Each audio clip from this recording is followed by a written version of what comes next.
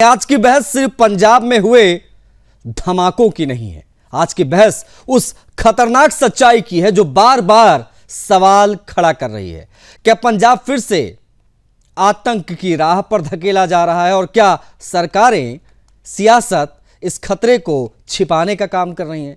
क्योंकि जालंधर में बीएसएफ मुख्यालय और अमृतसर में आर्मी कैंप देश की सुरक्षा से जुड़े ये सबसे संवेदनशील ठिकाने कहे जाते हैं और यहां पर खालिस्तानी धमाके हुए। जी हां, खालिस्तानियों ने धमाका किया और कुछ ही घंटों में खालिस्तान लिबरेशन आर्मी ने इसको स्वीकार किया। ये तस्वीरें जरा देखते रहिए ताकि समझ पाएं कि धमाका कितना जोरदार था। हिल गया था पंजाब। बाकायदा हमले की जिम्मेदारी खालिस्तान ने ली। पोस्ट में खुली धमकी दी गई, खालिस्तान बनेगा, बदला पूरा होगा, इस प्रकार की बातें की गई। इरादा साफ था, ये सिर्फ धमाका नहीं, ये संदेश है। लेकिन इस पूरी कहानी में सबसे बड़ा ट्विस्ट क्या रहा वो जानिए। धमाके के तुरंत बाद पंजाब के मुख्यमंत्री भगवंत मान सामने आते हैं और बिना जांच शुरू हुए सीधे सीधे बीजेपी पर आरोप लगा दिया गया। कहते हैं कि बीजेपी डर का माहौल बना रही है। चुनाव से पहले, मतलब जो पंजाब में प्रस्तावित विधानसभा चुनाव है नेक्स्ट ईयर, अगले साल, उससे पहले हिंसा फैलाई जा रही है ताकि डराकर वोट हथियाए जा सके। लेकिन जैसे जैसे जांच आगे बढ़ती है वैसे वैसे तस्वीरें जो हैं वो बदलने लगती हैं। खालिस्तानी संगठन जो है इसकी जिम्मेदारी लेता है। आईडी जैसे विस्फोटक की आशंका जताई जाती है। आईएसआई कनेक्शन और तमाम चीज़ें हम पुलिस के स्टेटमेंट में भी देखते हैं। अब आते हैं जवाब तो चाहिए के सवालों पर जो बहुत महत्वपूर्ण हो जाते हैं। खालिस्तानियों ने इसकी जो जिम्मेदारी ली उसके बाद में क्या सवाल यहाँ उठ रहे हैं वो जान लीजिए। पहला सवाल बहुत सीधा है, खतरा खालिस्तान से अगर था तो आरोप बीजेपी पर क्यों लगाया गया? दूसरा सवाल, राजनीतिक नैरेटिव सेट करने की जल्दबाजी थी या कुछ छिपाने की कोशिश? तीसरा, क्या पंजाब में खालिस्तानी तत्व फिर से एक्टिव हो रहे हैं? चौथा सवाल, क्या इनको राजनीतिक संरक्षण मिल रहा है क्या? तो ये वो सवाल है, इनको आज हम उठाएंगे क्योंकि वाकई अगर ऐसा है तो क्या आम आदमी पार्टी की सरकार इन खतरों की गंभीरता को देख पा रही है या नहीं देख पा रही है? ये सवाल बहुत गंभीर है क्योंकि विपक्ष लगातार सवाल उठा रहा है, क्या आप सरकार खालिस्तानी नेटवर्क पर सख्ती करने से बच रही है? क्यों हर बार घटना के बाद राजनीतिक आरोप पहले और जांच बाद में होती है? और सबसे बड़ा सवाल, क्या पंजाब की सुरक्षा पर राजनीति भारी पड़ रही है? क्या देश की सुरक्षा से जुड़े मुद्दों पर भी अब दोषारोपण को प्रमुखता के साथ रखा जाएगा? आज इन्हीं सवालों को आधार बनाएंगे, इस पर बात करेंगे। लेकिन उससे पहले पंजाब के मुख्यमंत्री समेत किसने क्या कहा है इस पूरे मामले पर, एक बार प्रतिक्रियाएं देख लीजिए। बीजेपी स्टाइल है काम करने का। जिस स्टेट में इलेक्शन लड़नी है पहले वहां पे दंगे करवा दो, छोटे मोटे धमाके करवा दो, कुछ आपस में लड़ाई करवा दो, धर्म और जाति के नाम पे बांट दो लोगों को। ये बीजेपी की पंजाब की तैयारी है। इसका मतलब ये है तो आने वाले दिनों में बीजेपी ऐसी हरकतों से बाहर जाएगी तो पंजाब शांतिपूर्वक सूबा है। पंजाब जो है वो देश के लिए हमेशा खड़ा है। जब भी देश संकट में होता है, चाहे अनाज का संकट हो, चाहे किसी दुश्मन की गोली का संकट हो, पंजाब अपने सीने पर लेता है। आप सबने देखा होगा कि अमृतसर और जालंधर में 2 ब्लास्ट हुए पंजाब में, और उसके पश्चात पंजाब के माननीय मुख्यमंत्री भगवंत मान जी ने बयान दिया कि ये भारतीय जनता पार्टी की खुराफात है, भारतीय जनता पार्टी इसमें शामिल है और भारतीय जनता पार्टी पंजाब में लड़ाई कराना चाहती है ताकि हम चुनावी फायदा ले सकें। Punjab is not only a sensitive border state, but it has a history of having to suffer from cross-border violence. जो हमारा वेस्टर्न नेबर है, they have been using terror as an instrument of state policy. They have been exporting terror. और कल के blast से पहले ही आपने देखा होगा, सोशल मीडिया पे पोस्ट थी, Khalistan liberation army in fact has claimed responsibility for the Jalandhar attack. Punjab का लॉ एंड ऑर्डर पूरे देश में अगर आप देखें, एनसीआरबी का डेटा देखें, तो पंजाब पुलिस दूसरे नंबर पे आती है पूरे देश में। यानी बीजेपी के सभी 21 राज्यों से बेहतर कानून व्यवस्था पंजाब के अंदर है। लेकिन बीजेपी अपनी घटिया राजनीति के चलते जहां भी ये चुनाव लड़ने जाते हैं, अभी वेस्ट बंगाल का इलेक्शन खत्म हुआ, इन्होंने वहां पे खूब हिंसा करी। उसके बाद यहां आते ही इन्होंने कहा कि अब पंजाब की बारी है, अब पंजाब की बारी है। क्या यही पंजाब की तैयारी है भारतीय जनता पार्टी की? क्या इस तरीके की घटनाएं करके, क्या दंगे फैला के, झगड़ा करा के, लोगों में माहौल खराब करके, क्या ऐसे चुनाव जीतना चाहती है भारतीय जनता पार्टी? ये घटिया साजिशें पंजाब बर्दाश्त नहीं करेगा। पंजाब ने पास्ट में बहुत झेला है और इसलिए पंजाब के लोग शांति पसंद हैं। पंजाब में शांति आई, अब तरक्की आ रही है आम आदमी पार्टी के कार्यकाल में। इन सारी चीजों को पंजाब को बढ़ता हुआ देख रहे हैं पंजाब के लोग, और जो भारतीय जनता पार्टी घटिया साजिश करने, वहां का माहौल खराब करने की कोशिश कर रही है, उसको पंजाब के लोग बर्दाश्त नहीं करेंगे। धमाका बेहद गंभीर संकेत दे रहा। पंजाब की सुरक्षा व्यवस्था पूरी तरह चरमरा चुकी है और भगवंत मान साहब, अब तो झूठे ड्रामे और खोखले दावों से बाहर आइए, पंजाब को बचाइए, पंजाब की लॉ एंड ऑर्डर को मेंटेन करिए। पंजाब की जनता आपके चुटकुले और कहानियां नहीं सुनना चाहती, वो शांति चाहती है, सुरक्षा चाहती है, विकास चाहती है। लेकिन मौजूदा हालात साफ बता रहे हैं कि आपदा सरकार, भगवंत मान की सरकार अपने सभी बड़े दायित्व यानी पंजाबियों को सुरक्षा, विकास सब भूलकर एक नसिखिए की तरह पंजाब चला रही हैं। और पूरी की पूरी सरकार, भगवंत मान की सरकार, केजरीवाल की आओ भक्त में मस्त है। खतरनाक वारदातें हुई हैं, 2 बॉम्ब ब्लास्ट हुए हैं, एक जलंधर में, एक अमृतसर में। हम इसे कंडेम करते हैं। स्थिति बहुत सेंसिटिव है, चिंताजनक है, और सीधे तौर पर ये बॉम्ब ब्लास्ट पंजाब की अमन और शांति से एक प्रकार का खिलवाड़ करने की कोशिश है।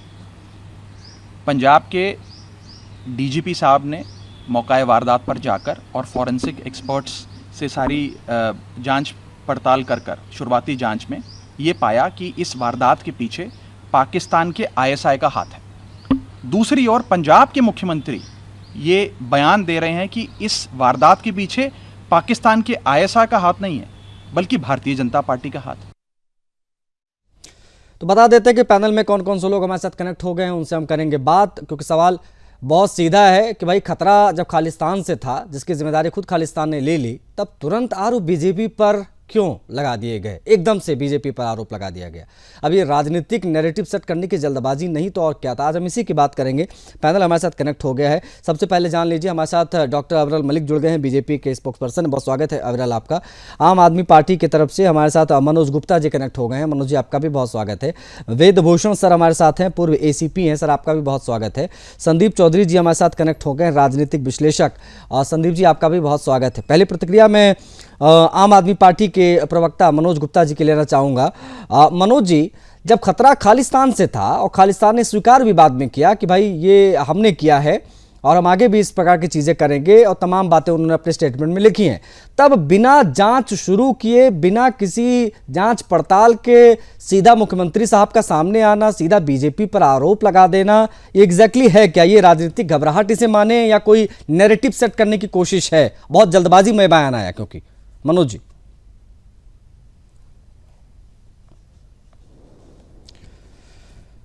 भैया मनोज जी एक बार अपनी डिवाइस अनम्यूट कर लीजिएगा, और सभी से रिक्वेस्ट है जब अपनी बात शुरू करें बोलने से पहले तो एक बार अपनी डिवाइस अनम्यूट कीजिएगा, फिर आपकी आवाज हम तक पहुंचेगी। मनोज जी प्लीज। अब क्लियर सर आवाज? हाँ, अभी आपकी आवाज आ रही है सर जी। मैं ये कहना चाह रहा हूँ सभी को मेरा नमस्कार। और जो अभी ब्लास्ट में जलंधर अमृतसर में, मैं उसकी घोर निंदा करता हूँ। किसी भी जगह पर ये काम नहीं होना चाहिए, और जो आतंकवाद है हम उसके हमेशा खिलाफ रहे हैं। और बात आई जो अभी आपने कहा कि भगवंत मान साहब जो वहाँ के चीफ मिनिस्टर है, उन्होंने जो स्टेटमेंट दी है, उसका कारण सिर्फ एक ये है क्योंकि आप जानते हैं अभी बंगाल में चुनाव हुआ है। बंगाल के चुनाव के अंदर आपने देखा कि भारतीय जनता पार्टी ने कौन कौन से हथकंडे अपनाए, और उन्होंने वहीं से कहा कि अब पंजाब की बारी है। देखिए, पंजाब के अंदर बहुत ही शांति और बहुत ही अच्छे तरीके से भगवंत मान सरकार काम कर रही थी। आज अचानक बंगाल से ये लोग निकल कर अब पंजाब की ओर आए हैं। और आप मुझे बताइए, बॉर्डर की सिक्योरिटी किसके हाथ में है? लॉ एंड ऑर्डर की जो जिम्मेवारी है वो भगवंत मान साहब जो मुख्यमंत्री वहां की उनकी है, लेकिन जो बॉर्डर की सिक्योरिटी है, बार बार हम लोग कहते हैं, पहले भी जैसे कहते हैं घुसपैठी आ रहे हैं, अरे बॉर्डर पे सुरक्षा किसकी है? होम मिनिस्टर साहब की है। तो वो देखे कि वहां से वो कैसे अंदर आ जाते हैं, पंजाब के अंदर कैसे आए, इसका जवाब तो होम मिनिस्टर साहब को देना पड़ेगा, अमित शाह जी को देना पड़ेगा। इसीलिए बार बार हमारी खालिस्तान शब्द से इतना बचने की कोशिश आम आदमी पार्टी क्यों करती है मनोज जी? नहीं, हम बच नहीं रहे, हम किसी भी बात से नहीं बच रहे। नहीं तो लेकिन क्या आप ये जाएगी ना सर? नहीं, क्या आप, चूंकि आपने भी अपने स्टेटमेंट में खालिस्तान शब्द का जिक्र नहीं किया, बाकी खालिस्तानियों ने, sir Manoj ji, Khalistan liberation army ने बाकायदा जिम्मेदारी ली है कि हमने ब्लास्ट किया है, हम बदला लेंगे, इस प्रकार की बातें वो कर रहे हैं, हम खालिस्तान को अलग करेंगे। ली है, हाँ ठीक है, मैं समझ गया आपकी बात। मैं ये कह रहा हूं किसने कि जिम्मेदारी ली है? ये बम ब्लास्ट की जिम्मेदारी किसने ली है सर? अंदर कैसे आगे किसने ली है? आप मुझे पर इसका जवाब दीजिए, जिम्मेदारी ली किसने है? वो जिम्मेदारी किसकी है? ये जिम्मेदारी ली किसने है? अभी बस इतना बताइए मुझे। ये जो बम ब्लास्ट 3 घंटे के अंतराल पर 2 जगहों पर हुए सर, बीएसएफ और आर्मी कैंप टारगेट पे थे, इसकी जिम्मेदारी किसने ली है? अभी आप ही ने बताया ना कि खालिस्तान के, मैं आपके श्रीमुख से सुनना चाहता हूं सर, आपके श्रीमुख से सुनना चाहता था, बस वही मैं चाहता था कि बार आप कहें कि हाँ एटलीस्ट कि खालिस्तानियों ने, ये हम नहीं कह रहे सर, ये खालिस्तानियों ने खुद कहा है, उन्होंने बाकायदा पोस्ट करते हुए जिम्मेदारी ली है। उन्होंने अभी अपना जो भी है उन्होंने अभी एग्री किया है इस बात को, और आपने इस बात को बताया, सभी जानते हैं, मीडिया के माध्यम से मेरे को भी पता लगा है। ठीक है सर, ओके प्लीज अब एक बार ओपनिंग रिमार्क सभी का हो जाए। मनोज जी प्लीज बने रहेगा सर, रिक्वेस्ट है। डॉक्टर अबरल मलिक हमारे साथ बीजेपी के प्रवक्ता है। अबरल, खालिस्तानी संगठन खुद जिम्मेदारी ले रहे हैं, फिर भी मुख्यमंत्री भारतीय जनता पार्टी को इस मामले में घसीट रहे हैं। उन्होंने सीधे तौर पर कहा है कि ये जो बम ब्लास्ट हुए हैं वो भारतीय जनता पार्टी ने कराए। बड़े गंभीर संगीन आरोप लगाए गए हैं, क्या टेक है?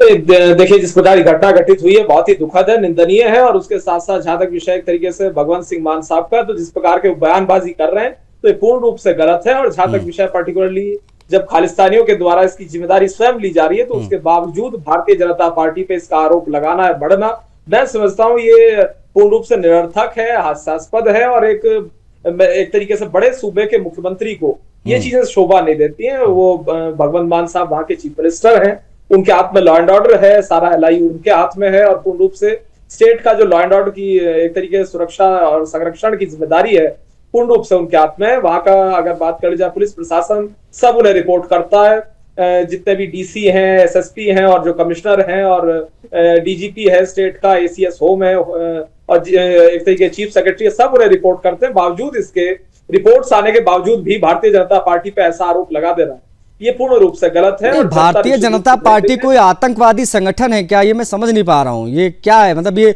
बम ब्लास्ट के आरोप कैसे लग सकते हैं? बिल्कुल वही चीज है, मैं इसीलिए कह रहा हूँ ये दुखद भी है और हास्यास्पद भी है। और जिस प्रकार का बयान दिया गया है, कोई कल्पना भी नहीं कर सकता इस चीज की कि एक चीफ मिनिस्टर मतलब क्या इसको राजनीतिक घबराहट के तौर पर देखा जाना चाहिए? चूंकि बंगाल जीतने के बाद ये बातें कही गई बीजेपी की तरफ से कि अगला नंबर पंजाब का है, उसको लेकर आम आदमी पार्टी घबराई और घबराहट में बयान दिए गए, ऐसा लगता है कि आप लोगों को? बिल्कुल ये घबराहट और बौखलाहट का ही नतीजा है। बिना सोचे समझे, बिना कुछ पता किए, बिना एनालिसिस किए, बिना रिपोर्ट्स लिए सीधा भारतीय जनता पार्टी के ऊपर आरोप लगा देना कि बीजेपी ने विस्फोट कर दिया, तो ये तो एक तरीके से मैं समझता हूँ इसके पीछे कोई सरपैर है ही नहीं, कोई बात है ही नहीं, लॉजिक ही नहीं है। ओके, अवैध भूषण जी भी हमारे साथ हैं, पूर्व एसीपी हैं। सर आप जरा बताइएगा, बेहतर तरीके से आप समझा पाएंगे, बीएसएफ हेडक्वार्टर और आर्मी कैंप ये सब हाई सिक्योरिटी जोन्स होते हैं, यहाँ पर धमाका होना ये कितना बड़ा सुरक्षा, कितना बड़ा सिस्टम का फेल्योर है, किस प्रकार से इसे देखा जाना चाहिए? गोस्वामी जी, 80s के दौर में पूरा पंजाब जल रहा था, पूरा हिंदुस्तान जल रहा था खालिस्तान की डिमांड के लिए जी, और पंजाब पुलिस ने बड़ी कुर्बानियां की हैं, अपने सिपाही, थानेदार, आईपीएस ऑफिसर कुर्बान हो गए, उनको टेररिस्ट ने मार दिया, एलिमिनेट कर दिया, बड़ी मुश्किल से पंजाब को कंटेन किया गया। परंतु ये बड़ी दुर्दशा है कि जब आम आदमी पार्टी जो अब सरकार के अंदर है, जब इस देश के प्रधानमंत्री जाते हैं तो उनका काफिला ही रोक लिया जाता। आप सोचिए, पूरे हिंदुस्तान में आज तक प्रधानमंत्री के काफिले को नहीं रोका गया। उसके बाद में आप तमाम चीजों का एनालिसिस कीजिए कि किस तरह से वहां चीज घटित हो रही है। उनका ध्यान लॉ एंड ऑर्डर या इन तमाम चीजों पर नहीं है, उनका ध्यान है अभी जो 7 उनके एमपीज, गलती से मैं प्रवक्ता नहीं हूं, ना बीजेपी का हूं, ना कांग्रेस का प्रवक्ता हूं, ना आम आदमी पार्टी का, उनका ध्यान है कि किसी तरह संदीप पाठक को जेल में डाला जाए, और जो उनके साथी हैं उनके खिलाफ मुकदमे दर्ज कर दिए, 2 हटते ही। तो आप देखिए, तेजिंदर बग्गा जो दिल्ली के थे, उनके खिलाफ अच्छा, एक चीज अवैध भूषण सर, मैं उस पर भी आऊंगा, बस मुझे आप ये बताइए सर, आपने 80s 90s की बात की सर, अवैध भूषण सर, मुझे ये बताइए, क्या ये 2 धमाकों को देखते हुए 3 घंटों के अंतराल पर जो धमाके हुए वो भी हाई सिक्योरिटी जोन में, क्या ये माना जाए, एक स्टेटमेंट दिया है खालिस्तानियों कि हम फिर से एक्टिव हो गए हैं या हो रहे हैं?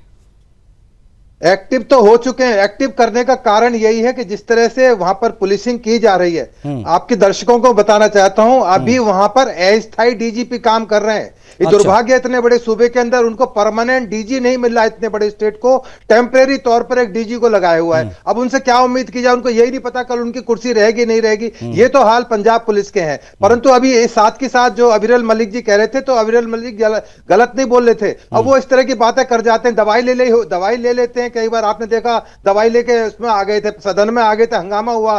दवाई लेने का उनको शौक है, कभी भी कौन सी दवाई सर? और दवाई लेने के बाद दवाई तो नहीं, बस दवाई नहीं। मैंने तो ये सुना था वो कांग्रेस पार्टी वाले कह रहे थे शराब पी के आए थे। दवाई कहाँ पी के आए थे? भाई दवाई थी वो, उनके लिए तो दवाई है, आपके लिए शराब हो सकती है। हाँ, आपके गोस्वामी जी के लिए वो मैं तो उसको दवाई के रूप में देखता हूं, उनकी दवाई है, खुराक है। बेसिकली तो कॉमेडियन है, कॉमेडियन भी तो है ना साथ के साथ, उनका काम कॉमेडी करना है। वो गलती से चीफ मिनिस्टर की कुर्सी पर बैठ गए। आपने यूक्रेन में देखा कि कॉमेडियन को वहां के यूक्रेन में बैठा दिया, क्या हाल हो रहा है रशिया और यूक्रेन के वार के बीच में। तो अब तमाम चीजों पर मुद्दे पर आते हैं। मुद्दा यह है कि आप कह रहे थे कि दो ब्लास्ट हुए। मैं आपकी जानकारी के लिए बताऊं, आप ये तो वो ब्लास्ट है जो बीएसएफ के उस पर हुए थे। अभी 4 महीने पहले बीजेपी के ऑफिस पर चंडीगढ़ में ब्लास्ट हुआ। 16 ब्लास्ट हो चुके हैं अभी तक। आपने तो केवल 2 ब्लास्ट से छुट्टी कर ली। मैं 16 ब्लास्ट आपको बताऊंगा जिनका कोई जिक्र नहीं है। और नहीं, इस पे मामला ये फंस रहा है ना सर।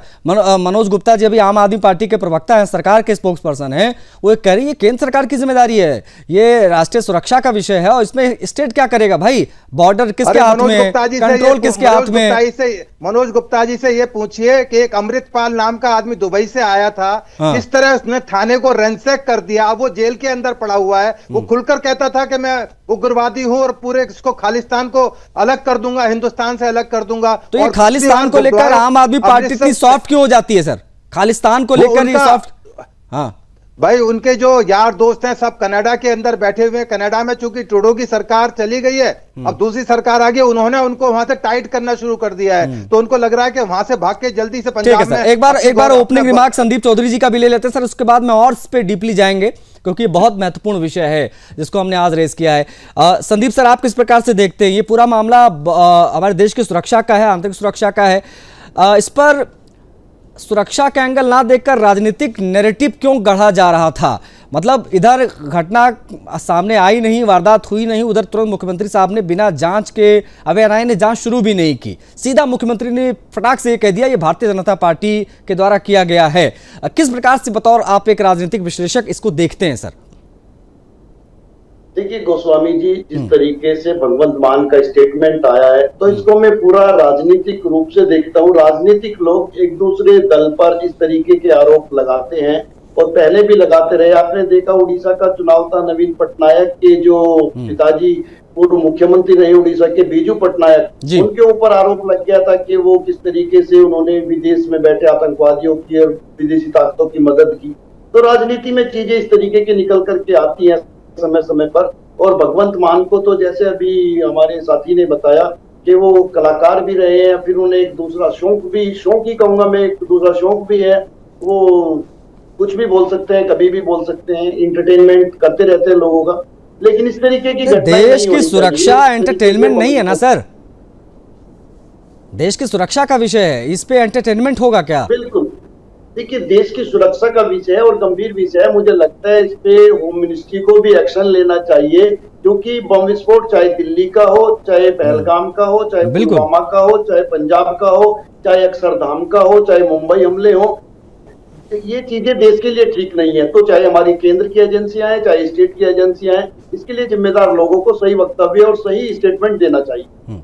ठीक है, ओके। हमारे साथ आम आदमी पार्टी के मनोज गुप्ता जी लगातार बने हुए हैं। मनोज जी, जब भी बात खालिस्तानियों की आती है तो आम आदमी पार्टी इतना मौन क्यों साध लेती है, या इस विषय को उतना सीरियसली क्यों नहीं लेती है?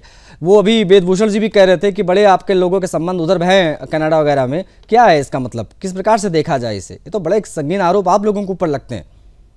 देखिए, आरोप लगाना बहुत आसान है। हाँ, मतलब जैसे अभी भगवंत मान जी ने लगाया वैसे ही आसान है ना सर? मैं वही बता रहा हूँ। हाँ, खालिस्तानी हो या आतंकवादी हो, देश के अंदर जो लोग भी आतंकवाद का रास्ता चुनते हैं उसके खिलाफ हम सब लोग हैं, चाहे वो हमारी पार्टी हो, चाहे देश का एक एक नागरिक हो, सभी खिलाफ है। लेकिन मैंने सिर्फ ये कहा सर, आपने क्या कहा वो यहाँ महत्वपूर्ण नहीं है, क्या मुख्यमंत्री ने कहा वो महत्वपूर्ण है सर। कि जिस प्रकार से हमेशा आरोप लगा दिया जाता है राज्यों के ऊपर, कि भी पंजाब सरकार देखिए लॉ एंड ऑर्डर वो देख रही है, काम कर रही है, लेकिन बॉर्डर की सिक्योरिटी केंद्र सरकार के नहीं, बॉर्डर पर कहाँ, बॉर्डर पर कहाँ हुआ बाकायदा? ये तो सर अंदर घुस के धमाके हुए हैं। नहीं, दिल्ली में बम ब्लास्ट हुआ था, आपको याद होगा। हाँ, दिल्ली में धमाके हुए। हमने बीजेपी से घुसकर सवाल पूछा है, हमने कोई मौका नहीं छोड़ा है। अभी आप ये बताओ, बिना जांच के, नहीं मामले की जांच एनआईए कर रही है, ठीक, समझ में आ गया। मामले की जिम्मेदारी, वारदात की जिम्मेदारी खालिस्तानियों ने ले ली है, वो भी समझ में आ गया। लेकिन बिना किसी जांच के सीधा आरोप एक पॉलिटिकल पार्टी पर लगा देना कि उसने धमाका किया है, आप समझ रहे कितना बड़ा आरोप है सर ये? देखिए बिल्कुल बड़ा आरोप है, मैं तो कह रहा हूं बहुत बड़ा आरोप है, आप समझ रहे हैं? ये कोई आतंकवादी संगठन तोड़ना है, लश्कर तैयबा। ऐसी घटनाएं क्यों होती है? नहीं, कहां हुई, कहां बम ब्लास्ट हुआ, कहां, किसने, बीजेपी ने कौन से बम ब्लास्ट कराया इससे पहले? कोई ट्रैक रिकॉर्ड हो तो बताइए एक बार। नहीं, बंगाल में कौन सा, बंगाल तो अब तक सबसे ज्यादा शांति, सबसे ज्यादा अगर शांति से कहीं चुनाव हुआ तो बंगाल में हुआ। बंगाल में चुनाव हुआ तो आपने देखा नहीं वहां पर क्या? बहुत शांति रही है, बहुत शांति रही, शायद तभी 93% वोटिंग हुई है सर। आप ही लोग दिखाते हैं सर कितनी शांति है। सर 93% वोटिंग हुई है, आप समझ रहे हैं? 93% पर कैसे ये दंगे यहां नहीं हुए, इस बार घर नहीं जलाए गए, हिंदुओं को टारगेट नहीं किया गया, गाड़ियां नहीं जलाई गई, इस प्रकार की चीजें नहीं हुई, कोई बम नहीं फटे। एक आध दो मामलों को, छुटपुट घटनाओं को अगर हम छोड़ दें तो सर आप क्या बात कर रहे हैं? बंगाल को कहां फ्रेम कर रहे हैं? आपसे मैं बस इतना पूछ रहा हूं, बिना आरोप के मैं अब ये कह दूं यहां बैठे बैठे कि मनोज गुप्ता ने जो है फलाना काम किया है, अरे भाई जांच तो हो जाने दो। एनआईए को जांच सौंपी गई, एनआईए आज पहुंची है शाम में घटनास्थल पर। पंजाब की जो सरकार है वो अपनी जांच कर रही है, जो इस बात के लिए दोषी है उसको कड़ी सजा दी जाएगी। हम तो फेवर कर ही नहीं रहे इस बात की। ये बीजेपी वाले ये कह रहे हैं ना सर कि ये बहुत डर गए हैं आप लोग। बस एक स्टेटमेंट, मतलब भारतीय जनता पार्टी का, सर भारतीय जनता पार्टी के एक स्टेटमेंट कि अगला टारगेट हमारा पंजाब है, इसमें इतना डर गए आप लोग? ये तो डर दिख रहा है ना सर। आप भारतीय जनता पार्टी की बात कर रहे हैं, आप कहिए, आपका फर्ज है। हाँ। आप स्तंभ है इस पूरे देश के, चौथा पिलर है। आप पूछिए अमित शाह जी से कि भाई कैसे बॉर्डर से आतंकवादी अंदर आ जाते हैं हमारे देश के, चाहे वो जम्मू कश्मीर की बात हो। नहीं तो वही बात है ना कि वही बात है ना सर, आरोप तो ये लगते हैं कि इन खालिस्तानियों को जो कहीं बाहर से नहीं आते, यहीं बैठे हुए हैं, इनको संरक्षण मिलता है, पॉलिटिकल संरक्षण मिलता है।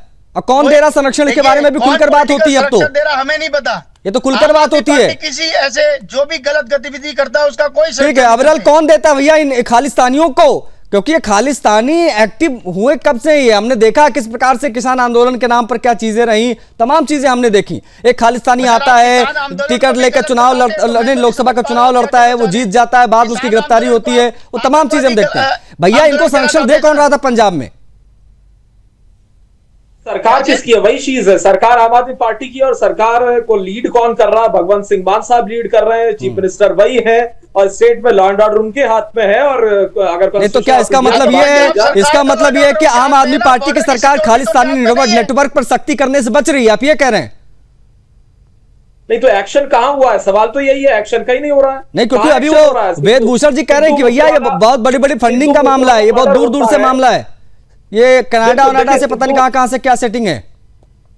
नहीं, बिल्कुल सिद्धू मूसेवाला जी का मर्डर होता है और किस प्रकार से बहुत बड़ी घटना घटित होती है, उसपे भगवंत मान साहब सीएम थे, कोई एक्शन उस विषय पे किस प्रकार से नहीं लिया गया वो भी सबने देखा। और सिक्योरिटी विड्रॉ हुई थी सिद्धू मूसेवाला मर्डर से पहले ही, सिद्धू मूसेवाला की सिक्योरिटी विड्रॉ की गई और वो कांग्रेस से एक एमएलए के एक तरीके से टिकट भी मिला और चुनाव भी लड़ा था। बावजूद इसके जिस तरीके से पॉलिटिकली, एक तरीके से मैं समझता हूं पॉलिटिकल राइवलरी को बढ़ावा देने का प्रयास वहां पे किया गया और किस तरीके से सिक्योरिटी विड्रॉ की गई वो भी वहां सबने देखा। और रही बात एक तरीके से सुरक्षा की राज्य की, तो उसकी पूरी जिम्मेदारी राज्य सरकार की होती है और वो मान साहब की सरकार है, वो जिम्मेदार है, डीजीपी जिम्मेदार है, होम सेक्रेटरी जिम्मेदार है, चीफ सेक्रेटरी जिम्मेदार है। इन्हें प्रेस कॉन्फ्रेंस के माध्यम से स्पष्टीकरण देना चाहिए, आखिर क्या कारण रहे, कौन लोग हैं, और इन्हें जांच करनी चाहिए।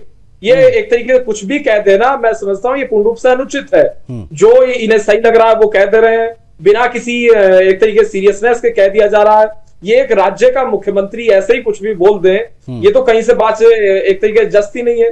और उसके साथ साथ जहां तक विषय केजरीवाल साहब का, तो केजरीवाल साहब पार्टी के चीफ हैं, उन्हें सामने आके स्टैंड लेना चाहिए, उन्हें स्पष्टीकरण देना चाहिए। और इतनी आप बड़ी लोग ये घटना क्यों कहते हैं? घटित क्योंकि आज जब ये पूरा मामला सामने आया उसके बाद में आपके तमाम राष्ट्रीय प्रवक्ताओं को मैं सुन रहा था, संबित पात्रा जी को मैंने सुना, वो कह रहे हैं कि पूरी की पूरी पार्टी केजरीवाल साहब के आवा भगत में लगी है। उनको मतलब नहीं है कि कहां पर क्या हो रहा है, किस प्रकार से क्या ब्लास्ट हो रहे हैं, बस मुंह खोला और बीजेपी पर आरोप लगा दिया। हाँ नहीं, 100 गाड़ियां चलती है, वो वहां अगर जाएंगे तो 100 गाड़ियां साथ चलेंगी, 50-60 तरीके पुलिस की गाड़ियां होंगी।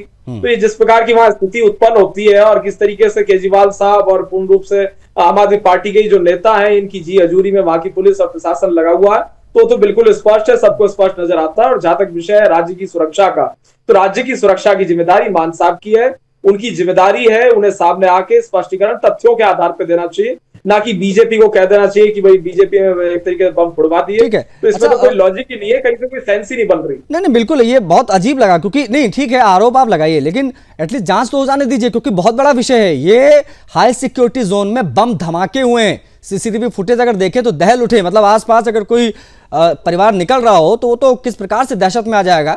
इतने जोरदार धमाके हुए हैं, हम बीच बीच में वो तस्वीरें भी चला रहे हैं, और उसके बाद में जो जिम्मेदारी खालिस्तानियों ने ली, खालिस्तान लिबरेशन आर्मी ने, वो भी बहुत महत्वपूर्ण हो जाता है। ये बहुत बड़ा खतरा है, क्योंकि उन्होंने चैलेंज किया एक तरीके से। वेद भूषण जी, क्या पंजाब की सुरक्षा पर राजनीति हावी है? क्या उस प्रकार से इसे देखा जाना चाहिए कि सुरक्षा बाद में, पहले राजनीति कर लेते हैं भाई, वो जरूरी है, चुनाव आने वाला है। देखिए बड़ा दुर्भाग्य है मूसेवाला जी का, अभी मलिक साहब ने नाम लिया। मैं आपको बताऊं, जब राघव चड्ढा ने जिस दिन रिजाइन किया, अगले दिन उसकी सिक्योरिटी हटा ली गई। मिस्टर पाठक की सिक्योरिटी अगले दिन हटा ली गई। उनके ऊपर अटैक हो जाता, मारे जाते, तो क्या कहते कि हाँ ये सेंट्रल गवर्नमेंट की जिम्मेदारी है। अभी जो मनोज गुप्ता जी हैं, मैं उनकी तैयारी पूरी जानकारी लेकर इस ब्लास्ट के बारे में नहीं आए हैं। जो लड़का वहां से अरेस्ट हुआ है, जो एक पार्सल देने जा रहा था स्कूटी पर, उसके फादर कश्मीरा सिंह पहले बीएसएफ के अंदर नौकरी करते थे। अब वो तमाम जांच की जा रही है कि वो लड़का, उनको क्या उसमें फ्लिपकार्ट वालों ने क्या दिया, क्या वो खुद लेकर जा रहा था, किसको देने जा रहा था। उनको वो कोई बॉर्डर से नहीं आए थे, वो कहते बॉर्डर पर बीएसएफ नहीं है, फला नहीं है, वहां से घुस के आग। अरे वो तो जलंधर का रहने वाला लड़का है भाई, वो कहां से वहां से बॉर्डर से क्रॉस, उसका फादर रिटायर हुआ है वहां से बीएसएफ से। तो पूरी जानकारी के बिना भी ये बड़ा खतरनाक मामला होता है। ठीक है, तो मामला बहुत गंभीर है, क्योंकि पंजाब में 2 जगहों पर बम ब्लास्ट हुए, धमाके हुए हैं, और आज हम उसी की बात करेंगे। आईडी ब्लास्ट था। पहले पुलिस की तरफ से कहा गया कि भाई ये आईएसआई का हाथ हो सकता है, खालिस्तानी एंगल, तमाम चीज़ें सामने आई, लेकिन उससे पहले मुख्यमंत्री भगवंत मान सामने आते मीडिया के, उन्होंने बिना कुछ सोचे समझे कह दिया भैया ये जो धमाके हुए भारतीय जनता पार्टी ने कराए हैं, चुनाव से पहले डर का माहौल बनाया जा रहा है, डर की राजनीति ये लोग करते हैं, इस प्रकार की तमाम चीज़ें हैं। इसी पर आज बात कर रहे हैं। संदीप जी, क्या पंजाब की सुरक्षा पर राजनीति भारी पड़ रही है? क्या देश की सुरक्षा से जुड़े मामलों पर इस प्रकार का बयान मुख्यमंत्री का देना, यह दोषारोपण की राजनीति है कि नहीं है, जरा बताइए, क्योंकि मामला बहुत गंभीर, बहुत संवेदनशील है। 2 धमाके हुए, वो भी हाई सिक्योरिटी जोन में। देखिए आशीष जी, बिल्कुल राजनीति अपनी जगह है, राजनीति में आरोप प्रत्यारोप होते हैं, लेकिन अगर कहीं बम विस्फोट होता है या कोई आतंकवादी हमला होता है तो ऐसे सीधे केंद्र को या बीजेपी को टारगेट पर लेना, मुझे नहीं लगता ये कोई समझदारी भरा फैसला है। राजनीति में बहुत सारी चीजें आपको राजनीति करने के लिए राजनीतिक मुद्दों पर आप घेर सकते हैं, लेकिन इस तरीके से कोई अच्छा मैसेज ना पंजाब के लिए ना देश के लिए गया है कि भगवंत मान अगर ये कहे कि बीजेपी ने बम विस्फोट करवाया या बीजेपी ये कहे कि भगवंत मान ने बम विस्फोट करवाए हैं, ये ना पंजाब के लिए ठीक है ना देश के लिए ठीक है। तो स्टेटमेंट सोच समझ के आना चाहिए, और मुझे लगता है भगवंत मान को अपना कोई दोबारा स्टेटमेंट देना चाहिए, इस पर सफाई देनी चाहिए या बीजेपी से माफी मांगनी चाहिए। नहीं, इस पर तो बिल्कुल माफी मांगनी चाहिए। अगर चूंकि खालिस्तानी खुद सामने आए, मनोज जी, अगर उन्होंने स्वीकार किया कि भैया हमने बम धमाके किए हैं, फिर तो आपको माफी मांगनी चाहिए कि ये भाई हमसे गलती हो गई, क्योंकि हमला करने वालों ने स्वीकार कर लिया है, तो उस पर अपने शब्द वापस लेने चाहिए। ये बहुत ज़रूरी भी है इस प्रकार के नैरेटिव सेट करते समय, क्योंकि अब ये एक्सपोज हो चुके हैं। इस प्रकार का बयान देना बहुत गैर जिम्मेदाराना बयान है एक मुख्यमंत्री के लिहाज से अगर हम देखें तो, क्योंकि बीजेपी भी आपके ऊपर आरोप लगा सकती है, या लगाते भी हैं वो लोग, कि भैया ये खालिस्तानी पैसे, खालिस्तानी फंडिंग से आम आदमी पार्टी पंजाब में चल रही है। इस प्रकार के आरोप भी लगते हैं, पाला पोसा जा रहा है इन खालिस्तानियों को ताकि पार्टी चलती रहे, फंडिंग होती रहे, और उधर बॉर्डर पार से पैसा आता रहे, कनाडा वनाडा से। मनोज जी, आशीष जी, मुझे एक बात बताइए, अभी जब आपकी डिबेट शुरू हुई थी तो आपने बीजेपी के कई नेताओं की बाइट चलाई। हाँ बिल्कुल चलाई सर। क्या आरोप लगाया? आवाज आ रही है सर? हाँ, आपकी आवाज आ रही है, फिर से चलाना है क्या? तो नहीं, अब मैं बता रहा हूं आपको, सभी लोगों ने क्या आरोप लगाया कि पंजाब के जो सीएम है भगवंत मान साहब, उनका फेलियर है, उनका लॉ एंड ऑर्डर काम नहीं कर रहा है। अरे सर, आप हमें माफी मांगने की कह रहे हो, आप इस देश के जो हमारे गृह मंत्री जी हैं उनको भी आप बोलो ना कि उनका कितना बड़ा फेलियर है। बार बार बॉर्डर से क्रॉस करके आतंकवादी हमारे देश में आ जाते हैं और हमारे साथ इतना ये सब, कभी बम ब्लास्ट हो जाता है, कभी हमारे लोगों को मार देते हैं, उसके लिए वो कब माफी मांगेंगे, ये मुझे बता सकते हैं आप? नहीं, क्या अभी तक उनकी कोई नहीं, उसके लिए तो खैर वो विषय यहाँ नहीं है। ये विषय यहाँ ये है कि जो आरोप लगाए गए बिना जांच के मुख्यमंत्री जी के द्वारा, मतलब आप समझ रहे कितना बड़ा पद है, और वहां पर बैठा व्यक्ति अगर ये सीधे ये कोई छुटभैया नेता आम आदमी पार्टी का लगाता या कोई कुछ भी कहता, समझ में आता कि हाँ चलो भाई कुछ भी बोल दिया। मुख्यमंत्री ने सीधे कह दिया 2 बम धमाके हुए, बीजेपी ने कराए। अब बताइए ये क्या बात है? आरोप नहीं है उनका, मतलब कहने का सिर्फ इतना है कि जो हमारे भारत देश के गृह मंत्री जी हैं, जिनके हाथ में गृह पूरा है और वो पूरे बॉर्डर को वही लोग देखते हैं, उनकी जिम्मेवारी बनती है, उनका फेलियर है। उनका कहने का मतलब ये है। और दूसरा मैं फिर बता रहा हूँ जी, देखिए आप भी जानते हैं गोस्वामी जी, नहीं तो फिर तो मेरा ऐसा मानना, अगर ऐसी स्थिति है फिर तो पूरे केंद्र सरकार को पंजाब में हस्तक्षेप करके तमाम चीजें अपने हाथ में ले लेनी चाहिए, पूरी सुरक्षा अपने हाथ में ले लेनी चाहिए, अगर सब काम केंद्र को ही करना है तो। दिल्ली तो है नहीं ना सर, ये दिल्ली तो है नहीं कि अरविंद केजरीवाल साहब कह देते थे भैया पुलिस जो है या सुरक्षा व्यवस्था वो केंद्र के हाथ में है, होम मिनिस्ट्री के हाथ में है। पंजाब तो पूरा आपके पास है सर, लॉ एंड ऑर्डर, सुरक्षा व्यवस्था, पुलिस महकमा सब आपके जेब में है सर। उसके बाद ये आरोप केंद्र पे लगाना, ये कौन सी पॉलिटिक्स है? अभी तो सब कुछ पूर्ण राज्य है सर, पंजाब पूर्ण राज्य है, पूरा राज्य आपको मिला हुआ है, और भी बहुत मजबूत सरकार आपको पंजाब के लोगों ने दी है। बॉर्डर की सिक्योरिटी किसके पास है आप बताइए? अरे बॉर्डर की सिक्योरिटी, ये क्या बात हुई भाई? बॉर्डर की सिक्योरिटी, ये बेसिक चीजें सबको पता है किसके हाथ में। धमाका कहां हुआ है आप बताइए, आशीष जी बताइए सर। मैं ये बच्चों जैसे सवाल मत पूछिए, सबको पता है कि भाई किसके पास में बॉर्डर की सिक्योरिटी। बिल्कुल है, वही तो अभी वेदभूषण जी वही तो कह रहे हैं कि आपको पूरा मामला पता ही नहीं है। वो जो लड़का था वो जलंधर का रहने वाला जिसने बम धमाका किया, वो कोई कनाडा पाकिस्तान से थोड़ा ना आया है। वेदभूषण जी का ऑडियो बढ़ाइए भैया, वेदभूषण जरा मामला समझाइए एक बार मनोज गुप्ता जी को। हाँ, आप मेरे ख्याल से गोस्वामी जी आप मनोज गुप्ता जी की बात नहीं समझ पा रहे। वो चाह रहे हैं कि बीएसएफ को वहां से हटा दिया जाए, जिससे खालिस्तानियों को आने में सुविधा मिल सके। दूसरा बात मैं बताऊं वो कितने जिम्मेदार मुख्यमंत्री। गुप्ता जी सुन लीजिए, बहुत जिम्मेदार मुख्यमंत्री। मैं बताता हूँ आपको, सुन लीजिए, थोड़ा सा धैर्य रखिए।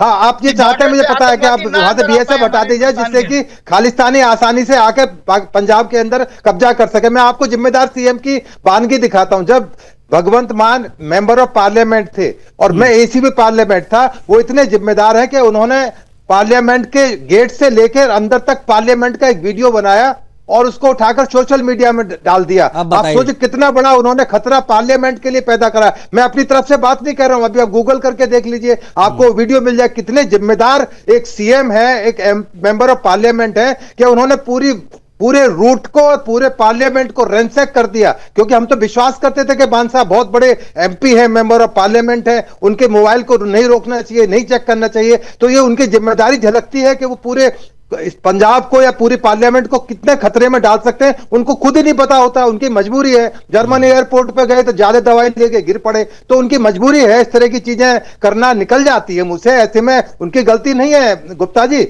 जब आदमी दवाई ले लेता ज्यादा या डोज ज्यादा चली आती है तो कई चीजें ऐसी हो जाती है। उनकी गलती, वेदभूषण जी आप तो ऐसे बोल रहे हैं, उनकी गलती, आप उनकी गलती मत मानिए। वेदभूषण सर आप ऐसे नहीं बोल सकते। वेदभूषण सर आप ऐसे नहीं बोल सकते। वेदभूषण सर आप गलती उनकी गलती नहीं है इसमें। नहीं वेदभूषण सर आप ऐसा लग रहा है कि आप ऐसे बोल रहे हैं कि हमेशा नशे में रहते हैं, हमेशा थोड़ा ना पी के रखते हैं वो। आप तो कह रहे हैं कि हर चीज तो अब गुप्ता जी बेहतर बता सकते हैं, वो बीएसएफ का बता सकते हैं कि बीएसएफ को हटा लिया जाए तो शायद कभी कभार हो जाएगी वापस। हमेशा थोड़ा ना पी के रखते हैं भाई, मुख्यमंत्री हैं वो। यहाँ पीने तो अब ये तो गुप्ता जी बेहतर बता सकते हैं। मैं थोड़ा कुछ कह रहा हूँ, वो कह रहे हैं नशे में रहते हैं, कुछ भी बोल देते हैं। वो सदन में फिर से सदन में पीकर आगे जो गुप्ता जी गलती थोड़ी ना अपने घर से पी के आए। वो गंभीर मुद्दा है। देश के अंदर 2 जगह बम ब्लास्ट हुए हैं, उसके ऊपर गृह मंत्री जी की जिम्मेवारी बनती है। हाँ। उस जिम्मेवारी को समझना चाहिए। लो भैया, अब मुझे इसका जवाब अबरल मलिक से लेना, फिर मैं क्लोज करूंगा। अबरल मुझे बताइए, पंजाब में खालिस्तानी नेटवर्क एक्टिव हो गया है, बम धमाके कर रहा है और केंद्र सरकार सब कुछ जानकर भी राज्य सरकार का सहयोग नहीं कर रही है और इसे इग्नोर कर रही, नजरअंदाज कर रही इस पूरे मामले को। अब आरोप ना लगाया जाए तो क्या कहा जाए? सुरक्षा सारी आपके हाथ में। अबरल नहीं, ये दिखाए कितनी बार, नहीं बिल्कुल, ये दिखाए कितनी बार ऑनरेबल सीएम पंजाब की तरफ से चिट्ठियां लिखी गई हैं होम मिनिस्ट्री को, ये दिखा दे। नंबर 2, स्टेट का जो लॉ एंड ऑर्डर है वो किसके हाथ में है, कम से कम बता दे। पंजाब पुलिस के हाथ में है या केंद्र सरकार के हाथ में है या केंद्रीय गृह मंत्री जी के हाथ में है, केंद्रीय गृह मंत्रालय के हाथ में है या रक्षा मंत्रालय के हाथ में है? ये क्या कहना चाहते हैं, कम से कम ये बता दें, क्योंकि हमें तो इतना मालूम है कि भारतीय संविधान ये कहता है। एक 10 सेकंड का समय मनोज गुप्ता जी को दूंगा। मनोज गुप्ता जी, क्या खालिस्तान पंजाब के लिए, पूरे देश के लिए खतरा है या नहीं है? हाँ या ना में जवाब चाहिए बस। मनोज गुप्ता जी। बिल्कुल है, जो हमारे देश की शांति को भंग करना चाहता है। ठीक है, वो तो सभी अब के लिए मैं आपको फिर से बता देता हूं कि खालिस्तानियों ने जिम्मेदारी ली है सर कि ये धमाका उन्होंने किया है। तो अब ये भारतीय जनता पार्टी ने बम धमाका किया, इस प्रकार के आरोप अगर आपने लगाए हैं, तो अगर कभी इसका एहसास हो कि हमने कुछ गलत बोल दिया भैया, तो मुख्यमंत्री जी से बात कर लीजिएगा, कह दीजिएगा कि अपने शब्द वापस ले ले। इस प्रकार की बातें एक मुख्यमंत्री के द्वारा नहीं कही जानी चाहिए जब बात देश की सुरक्षा से जुड़ा हो। खालिस्तानी तो फिर से एक्टिव हो गए, यह मामला बहुत गंभीर है। आप लोगों ने समय दिया, बहुत आभार आप सभी का। Vedbhushan sir, thank you so much. Sandeep sir, आपका भी बहुत आभार। गुप्ता जी हमारे साथ जुड़े, आपका भी। और अबरल मलिक जी, आपका भी बहुत आभार। सवाल सीधा जस के तस बना हुआ है, खतरा खालिस्तान से है तो आरोप भारतीय जनता पार्टी पर बिना किसी जांच के मुख्यमंत्री ने क्यों लगा दिए? चर्चा में इतना है, मुझे आज्ञा दीजिए। जय हिंद।